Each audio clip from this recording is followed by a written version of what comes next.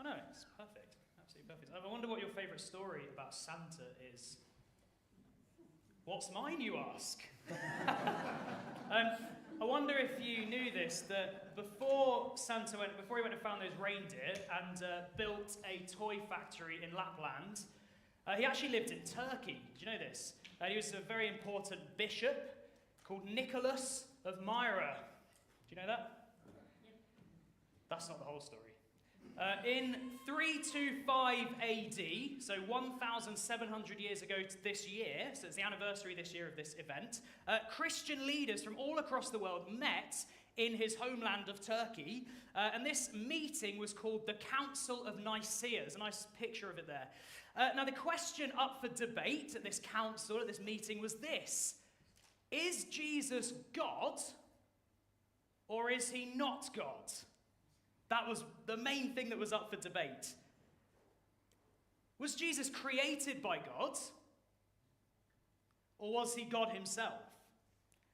Is he just sort of an important divine person, like a prophet, sent to show us how to live? Do we need to try then to make our way up to God, just sort of following Jesus who's leading the way? Or did God come down to us? And by the end of this meeting, the Council of Nicaea, it lasted the whole summer. So it wasn't just sort of a couple of hours. So elders, when you're complaining about the elders' meetings lasting a bit too long this was the whole summer they met, which made it kind of worthwhile to go all the way to Turkey. By the end of this meeting, they'd written something called the Creed of Nicaea, which would eventually become the Nicene Creed, which is something you might have said if you've ever been to a church in a different tradition, or perhaps we've said it here. It's something Christians all around the world still hold to today. Now, the main reason I mention this, firstly, it's the anniversary this year, 1,700 years, but also something amazing that I found out recently, my favourite story about Santa. St. Nicholas himself was there, as I said, and at one point during the meeting, there he is, by the way, at one point during the meeting, he was so furious that anyone would say this, that Jesus wasn't really God, that he got up, walked across the room, and slapped a man called Arius in the face. That's my favourite story about Santa. And I'm pretty sure it's just a story. I'm pretty sure it's just a legend. That's not a photo of the event. But it raises the question, why was this so important? Why did people care so much about getting Jesus right? Because if Jesus isn't God himself, then he's just a signpost to God, right? Or a ladder that we still need to climb. And that means we would still need to make our way up to him. That would be terrible news for those of us who aren't very good at stuff. It'd be terrible news for those of us who struggle to control our anger sometimes. Or those of us who forget every day to pray. Or those of us who really try to do the right thing, but it's so hard. Or those of us who, if there were a sign pointing to God, we wouldn't even be able to read it because we know so little about religion. Or those of us who are just so utterly broken that even if the ladder up to God had only 2 rungs, we'd have nothing to grab it with. But what they agreed upon 1,700 years ago was this, that God came down, that God moved in. Rather than us trying to have to get ourselves up to God, God came down to us in Jesus. Because they agreed, Jesus is God himself, not some lesser being. This is why we've named us Advent series this year, God Moved In. In Eugene Peterson's book, The Message, he really nicely paraphrases the passage we're looking at today. He says this, he says, God became flesh and blood and moved into the neighborhood. I really like that. He moved into the neighborhood. He became one of us. So as we look at our passage this morning, we're going to see 3 reasons that God moved into the neighborhood. We're going to see that God moved in to reveal the Father, that God moved in to light up the darkness, and that God moved in so that we could become his children. So firstly, God moved in to reveal the Father. So verses 1 and 2 of John 1, 1 to 18. If you've got your Bible, you can keep it open on John 1, 1 to 18. It says this, it says, in the beginning was the Word, and the Word was with God, And the Word was God. He was with God in the beginning. Now, that word means so many different things that I'm not going to have time to go into to many of them. In fact, we'd have to spend sort of 3 or 4 sermons going into all of the meanings of that phrase, the word. I'm just going to focus on one meaning. So it's meant to, one of the things it's meant to do is make us think right back to the very, very start of the Bible, Genesis 1 verse 1, which says, if you remember, it says, in the beginning, God... And then it goes on to tell us everything that God created. In the beginning, God. So right back at the beginning of time, God was already there. And John is now saying here that back then with God was this Word. This Word was with God and was also God himself somehow.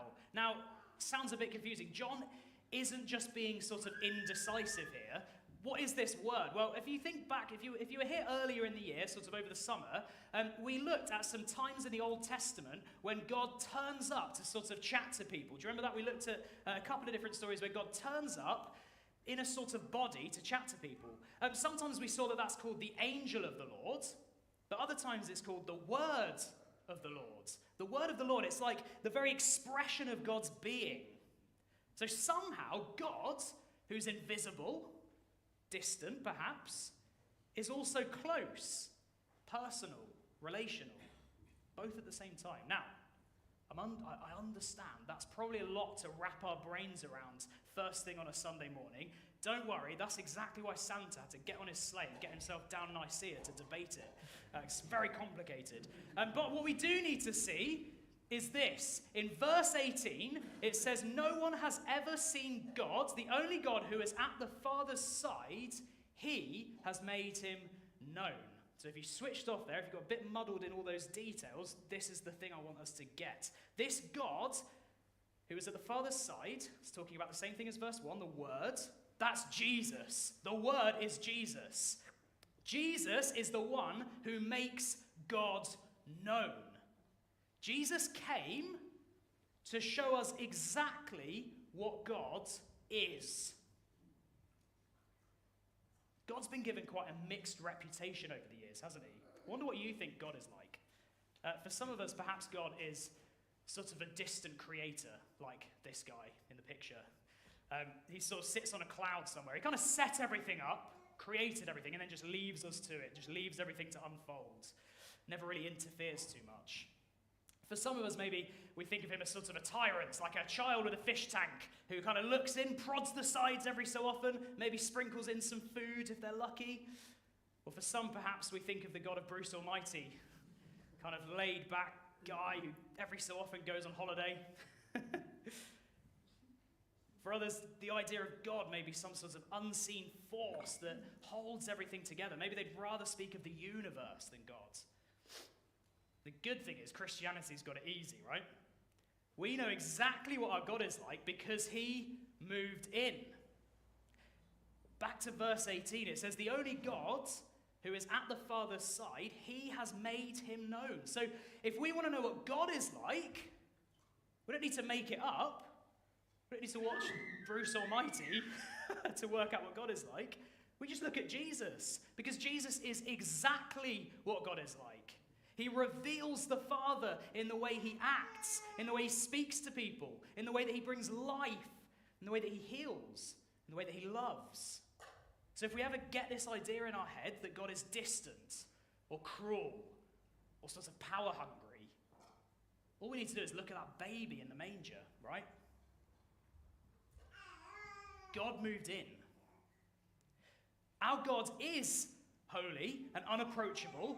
He is all-powerful, but look, he became one of the most vulnerable creatures on the planet. He grew up in a small town. He learned to walk. He had to learn to speak. He had to learn to read. His human body did everything that ours does. It had to grow. He had to eat. He had to do a day of work and then be tired at the end of the day. We did a prayer space just last week in a school, and there was a question that came up. We do this thing where we get the kids to ask, if God was in the room and you could ask any question, what would you ask him? And one of the children wrote this. It says, how do you live with so much negativity, Father? Talking to God. It says it says, just so scary when the earth is dying. People need help, from a scared year 6. It's heartbreaking, isn't it?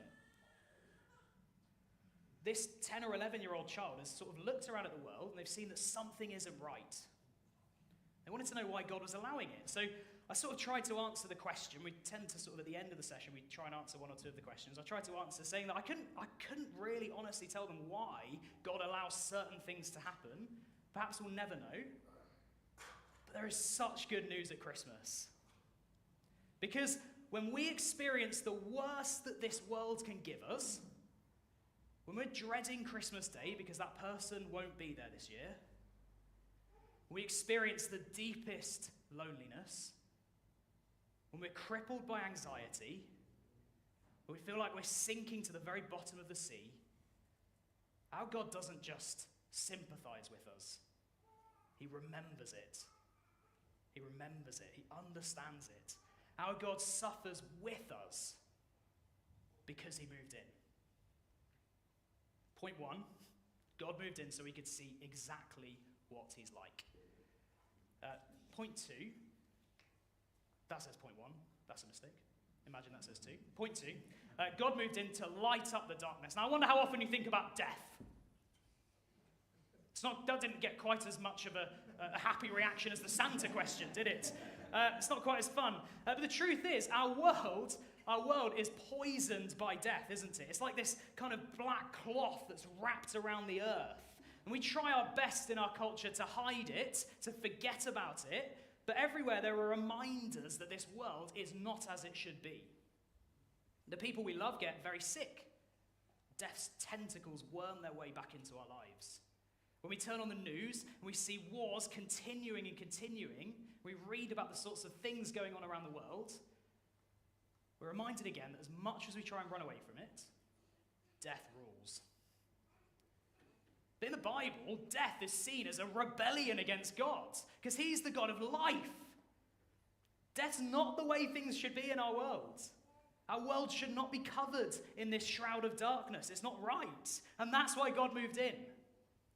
Look at verse 4 and 5. It says, in him was life, not death, life. In him was life. And the life was the light of men. The light shines in the darkness. And the darkness has not overcome it. God didn't look at the darkness in this world and just leave us to it. No, he moved in to destroy it, to bring light. This is really good news for us. Because when God moved into the darkness, he really, really moved in. There's a really excellent, I don't know if you guys remember this song. Some of us might be too young. There's a great song by Pulp. 90 songs, you remember Pulp? It's called Common People. Very good song.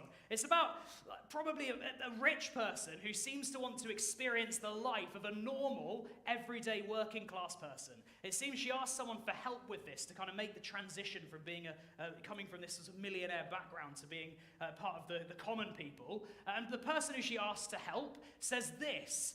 This is the chorus. You might be sort of singing in your head as I say it, if you remember it.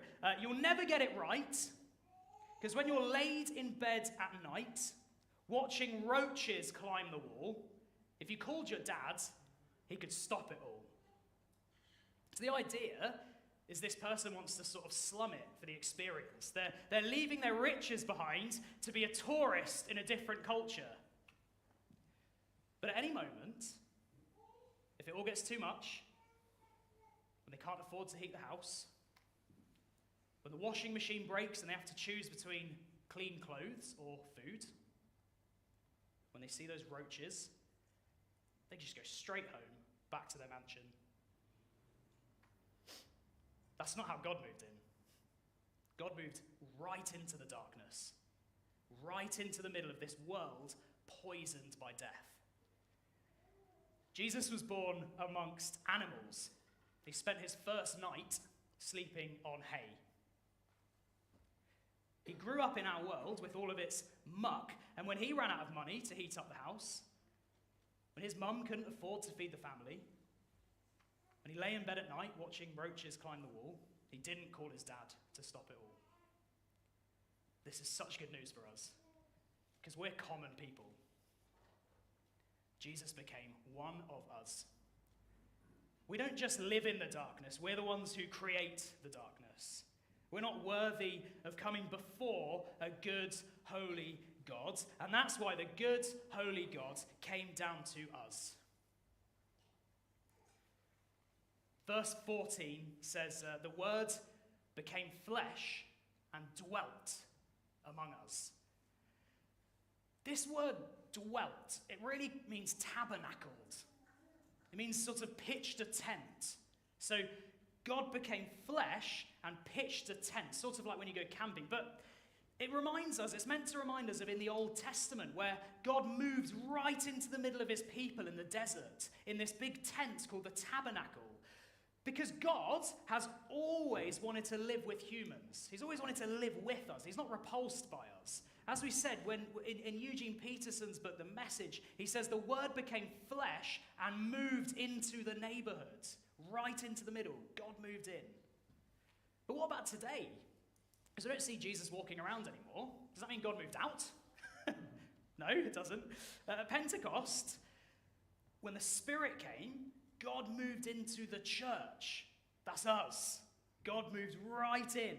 The Spirit of Jesus now tabernacles, now lives with us. And that light that John was talking about earlier, it means that he now shines this light, this life, through us, through his people.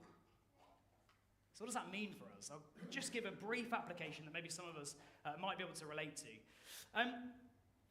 The temptation sometimes, I think, for definitely for me as well, sometimes the temptation is to sort of commute into people's lives, to never really get too close to anybody, to keep everyone at arm's length. It's quite hard to be open with people, isn't it? Because maybe we're nervous about what they'll find out about us if they get too close.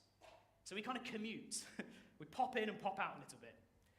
I don't know about you, sometimes I'm tempted to keep people at a distance just in case they ask me a really difficult question about my faith. I might not know the answer to it. Sometimes I feel even like I need to defend Jesus, like I need to sort of protect him. Hide him away so that people can't see him, just in case they're offended. Jesus doesn't need protecting. People might be offended by him, but they've always been offended by him. He doesn't need our protection. In reality, the closer people get to us, the more they'll see how we cope with suffering, how we treat our families, how we forgive quickly. They'll see what Jesus is doing in us. We're not who we were 3 years ago. We're not who we were 10 years ago or 20 years ago. And gradually, sometimes it's very, very gradual, they'll see him. They'll see the light of the world beaming into the darkness of their lives, revealing tentacles they didn't know were strangling them. We don't need to do anything spectacular. That's Jesus' role, isn't it? Wherever you spend your time, that's where God has chosen to shine his light.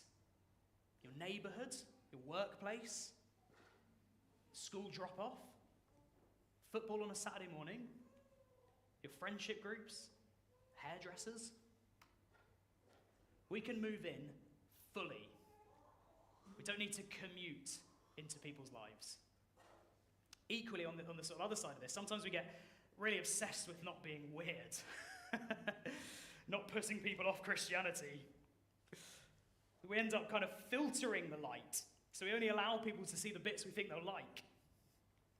So if I say no to that extra drink, maybe people will think Christianity makes people boring, might put them off. Or if I call out my friends on gossiping about their friends, maybe they'll stop inviting me because I'm not as fun to chat to.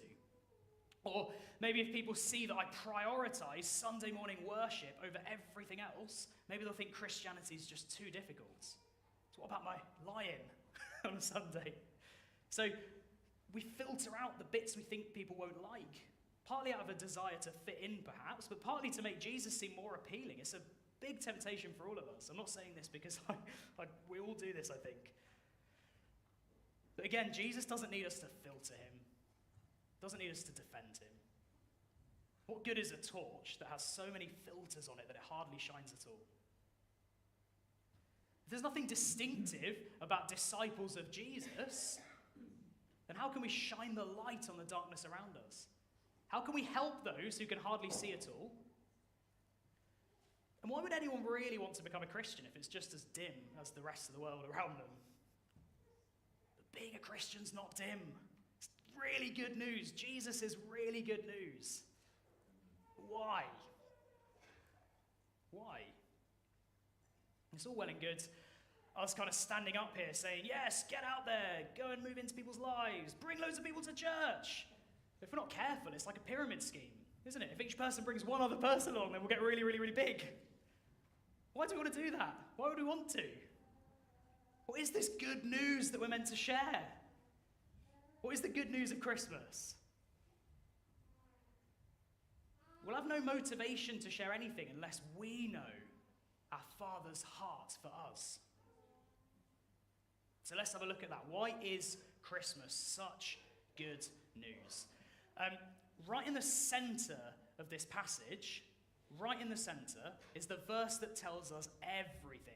This is going to be our final point this morning. So please, if you switched off before this, maybe it's information overload, this is time to tune back in. This is the most important bit. Point 3, not point 1, point 3.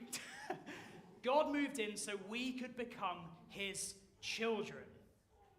Verse 12 says, but to all who did receive him, who believed in his name, he gave the right to become children of God, who were born not of blood, nor of the will of the flesh, nor of the will of man, but of God.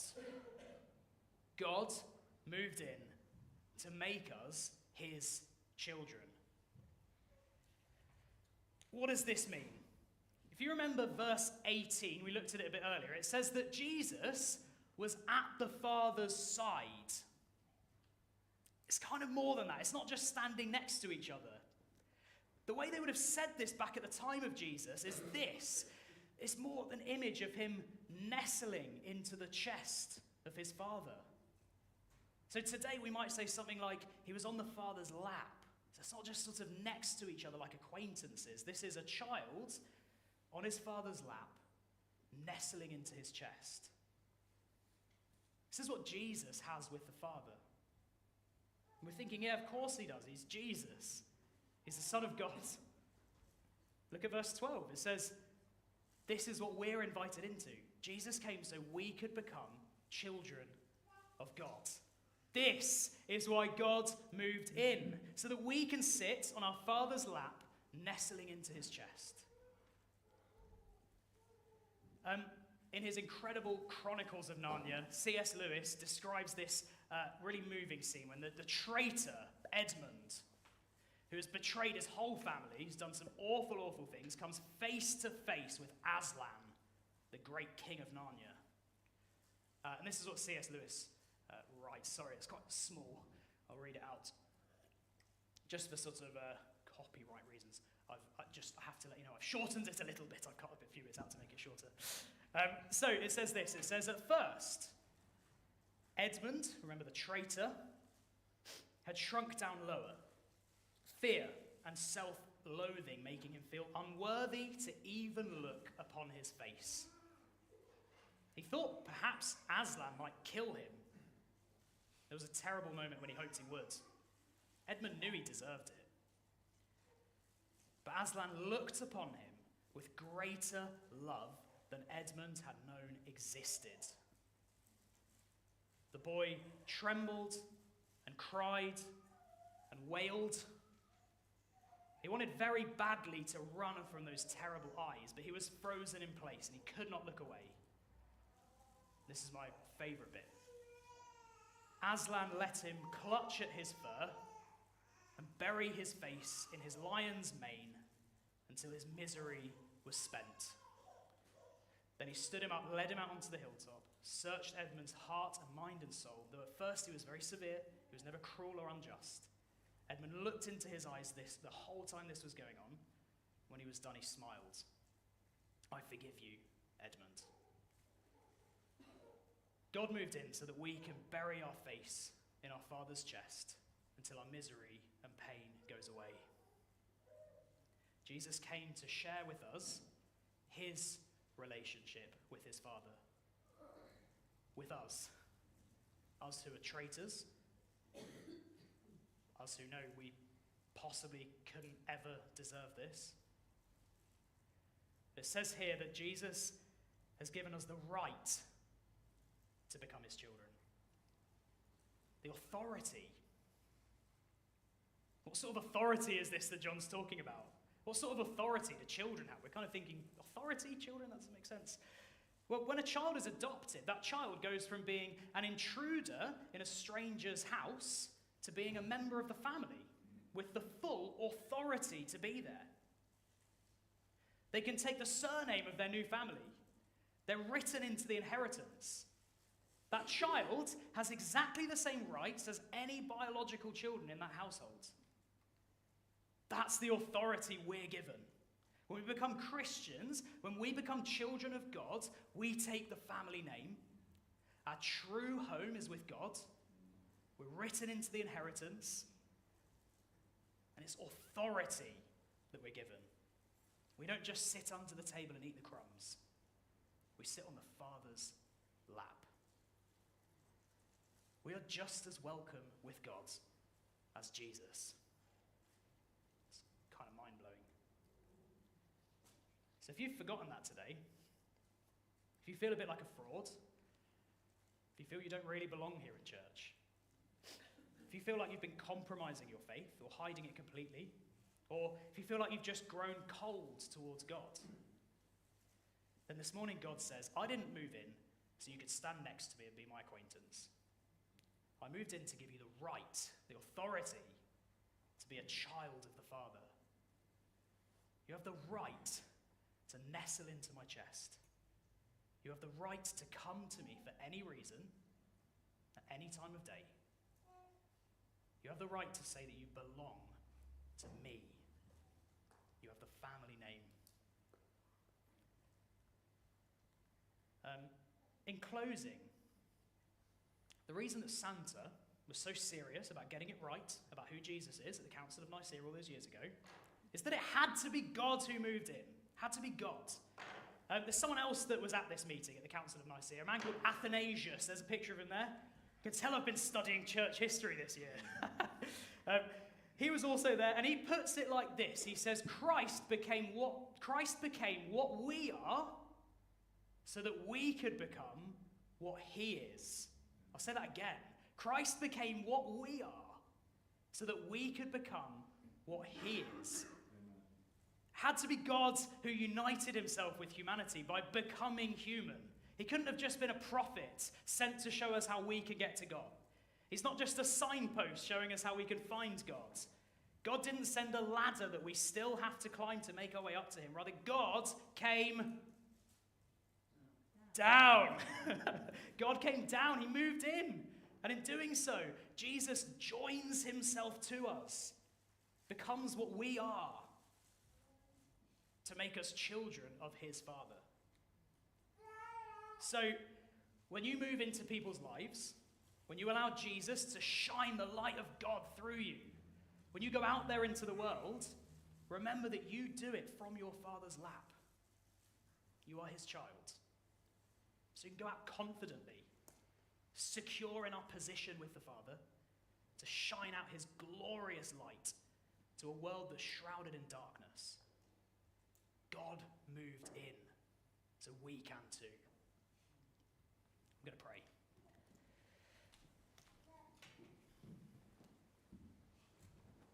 Father, thank you so much for this wonderful, wonderful news. Thank you so much that the grace that you've given us is so difficult to understand because it's so huge, it's so enormous. Lord, that you didn't just come to die for us so that we could eat the crumbs from under your table. You didn't just come to stand next to us. You came so that we could sit on our Father's lap. You came to us so that we could talk to you anytime, so that we could come to you anytime. Thank you that you moved in and you did defeat the darkness. Thank you that on the cross and in your resurrection, you defeated the darkness once and for all. Thank you that one day you're coming back One day you're coming back to deal with darkness properly once and for all, so that we can live with you forever. Thank you, God, that we don't have to make our way up to you, that you came down. I pray for anyone here this morning who is feeling like that, who's feeling like they're just trying to do all the right things, to say all the right things, to sort of climb their way up to you. I pray for anyone here who's feeling like that they would know that truth deep in their hearts, that you came down. That they don't have to do that anymore, they don't have to strive anymore. I ask that as we sing these songs, Lord, you would remind us again of that truth, that you came down, that you're with us now, Lord, and then equip us to go out this week and shine your light in this world.